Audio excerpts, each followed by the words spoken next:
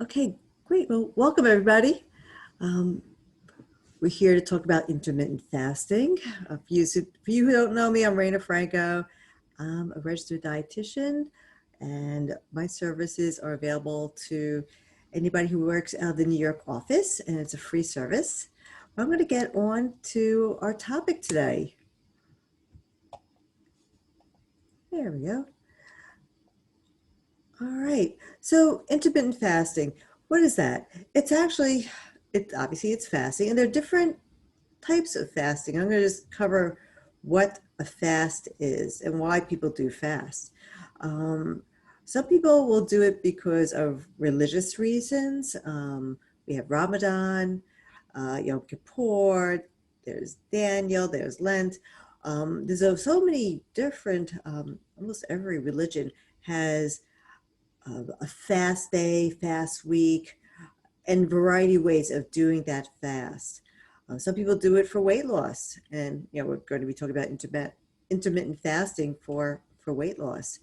Sometimes we have to fast because we're having surgery. Maybe we're going to get some blood drawn, going to the doctor, getting our cholesterol checked. We'll do a fast for that.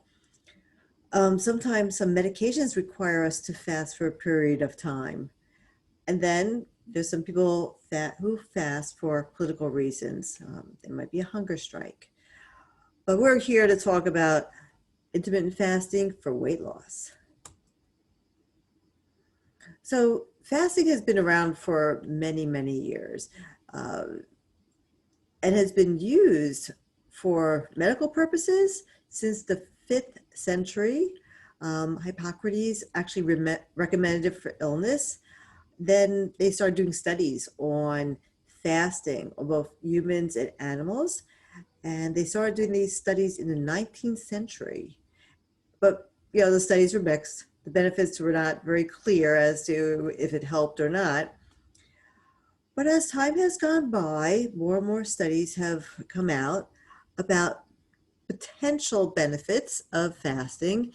And when we look at web searches, Google searches on the internet between the time of January 2010 to January 2019, when you look up intermittent fasting, the number of times that this term was put into Google increased by 10,000%.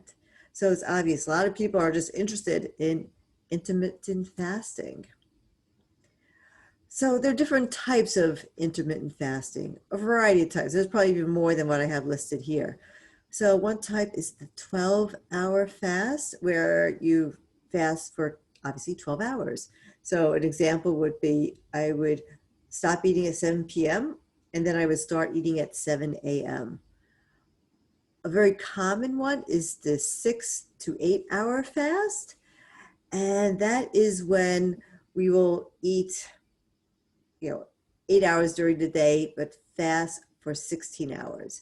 So typically in this situation, a lot of people will skip breakfast and they might start eating at 12 and then stop at 8. Then there is something called the 5-2 day fast. And this is where somebody will eat, normal, healthful foods for 5 days straight. And you really can eat whatever you want, stay healthy. But then on 2 of those days, you only eat 500 calories or less on those 2 days. And those 2 days are not consecutive. You always have a couple days in between those two low-calorie days. Then some people do an alternating day fast, and that's when you have one normal eating day, and then the next day is 500 calories of liquids, no solid foods, and you alternate back and forth. Then there's just one day a week where you just don't eat anything for 24 hours. Then some people will just skip a full meal and they will just listen to their hunger and satiety levels and just don't eat dinner or don't eat breakfast, don't eat lunch. That's also considered a fast. Then there's something called the warrior diet. That is a 20-hour fast when you could only eat within 4 hours. And typically people will eat just dinner. That's it. One big dinner, or one meal in 4 hours. However, this plan does allow you to have some raw fruits and vegetables, small amounts within that 20-hour window. And then there's one called the OMAD. It's a 23-hour fast where you only could eat 1 hour, within 1 hour every day, just one meal. So there are all these different types of fasts. Now, let me just talk about the research in intermittent fasting. There's a wide variety. First of all, what is intermittent fasting? And by that prior slide, just talking about different types of fasts, there's not one type of intermittent fast that has been researched. The way the studies have been done on intermittent fasting have not always been the best designed studies. Quite often there's a small sample size, which means maybe 10 people.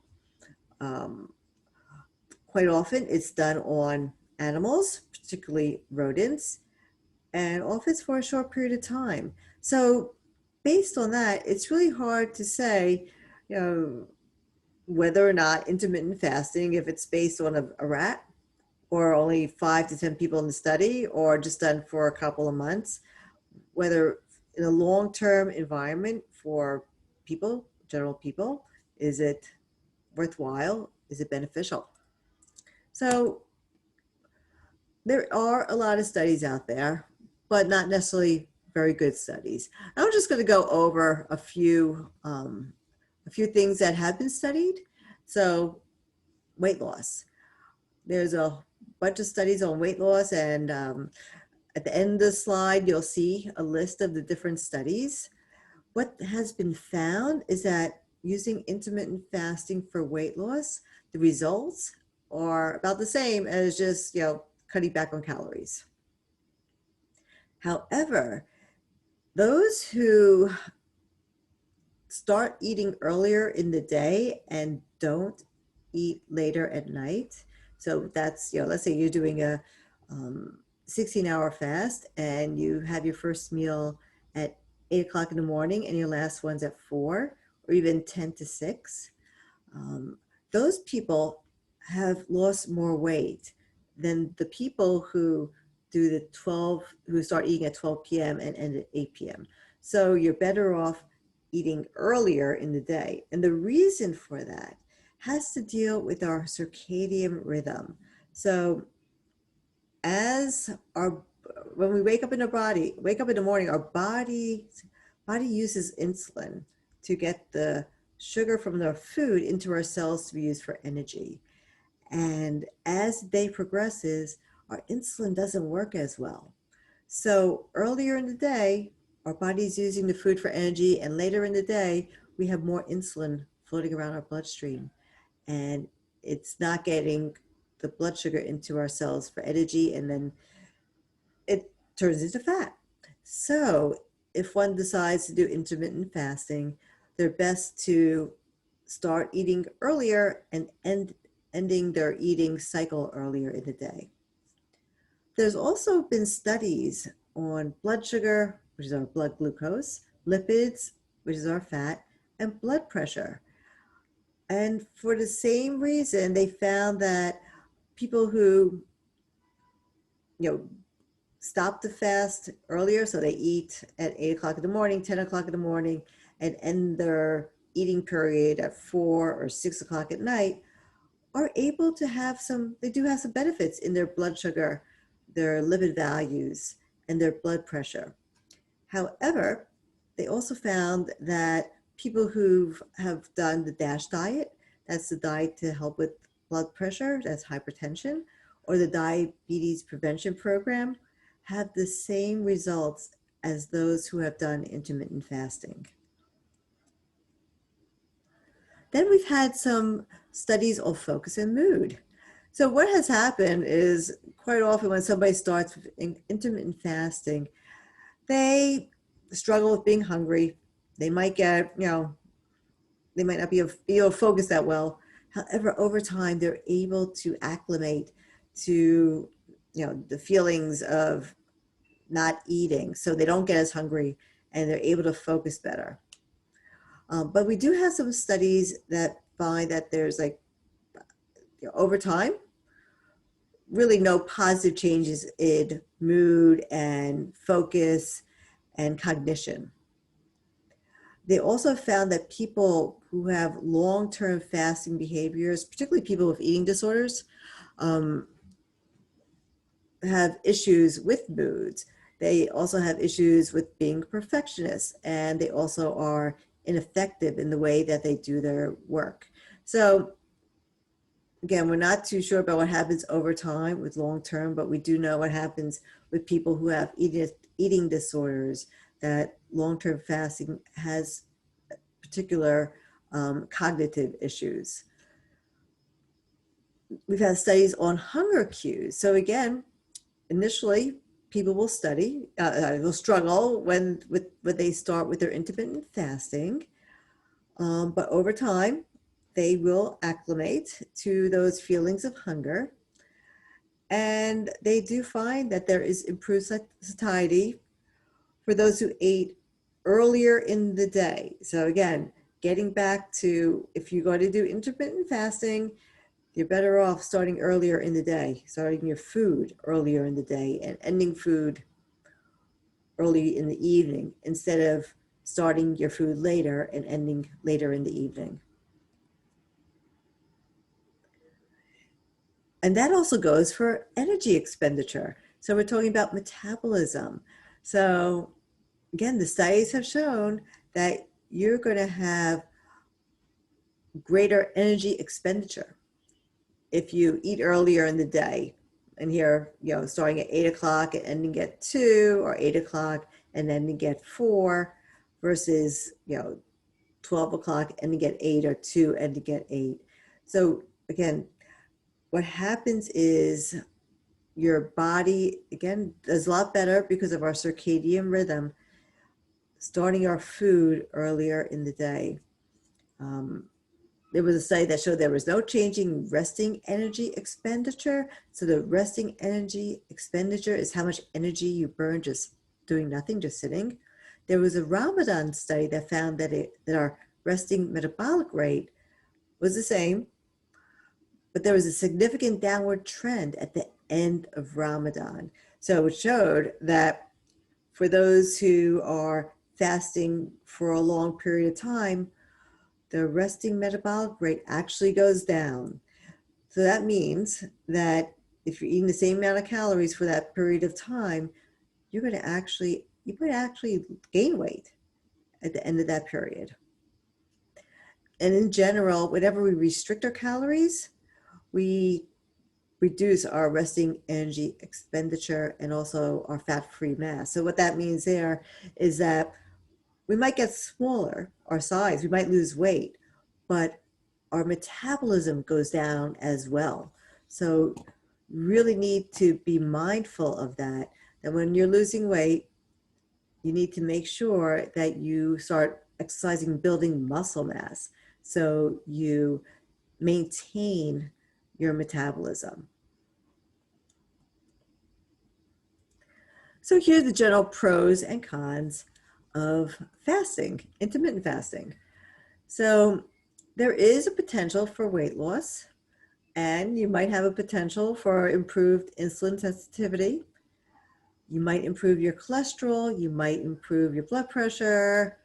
Quite often when people do intermittent fasting, they stop with the snacking at night because they know they have to stop eating at 8 o'clock or 4 o'clock or 6 o'clock or whatever time that is at night, and they don't snack, which is great.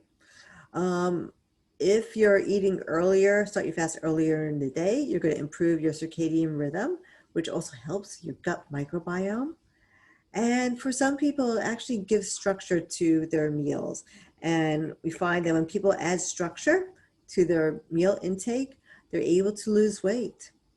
Now, there are some negatives for intermittent fasting. One is, how long does this, how long can you actually do it for? Is this a short-term plan, long-term plan?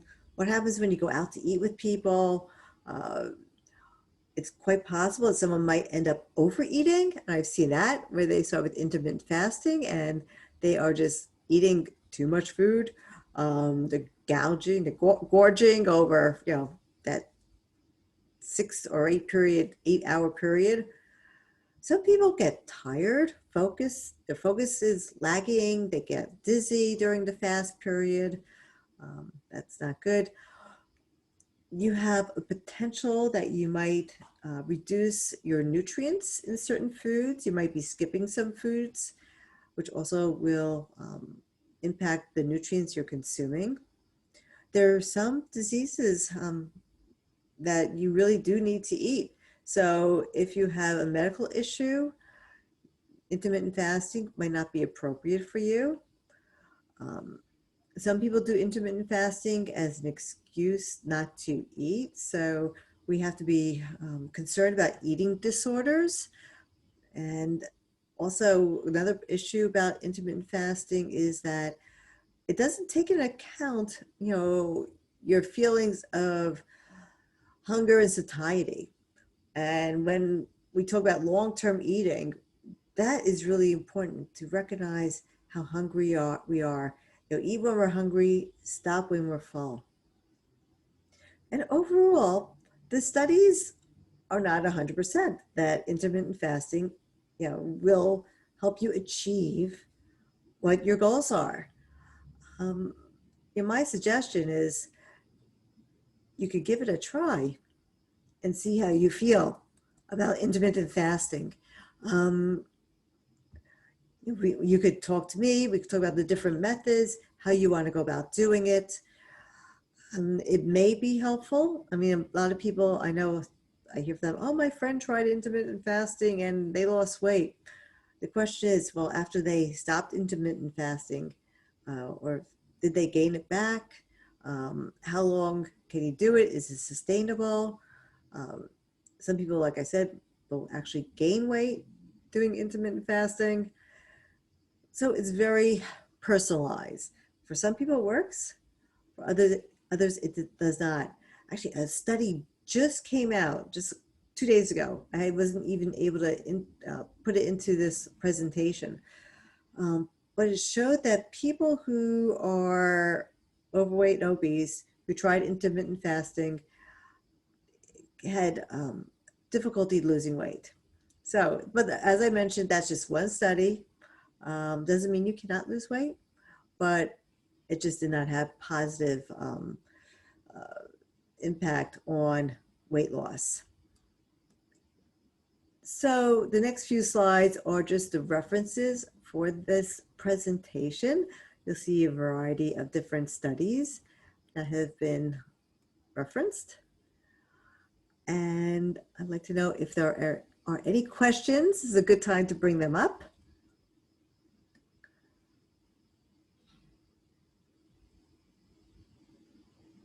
So if there are no questions, I want to thank you.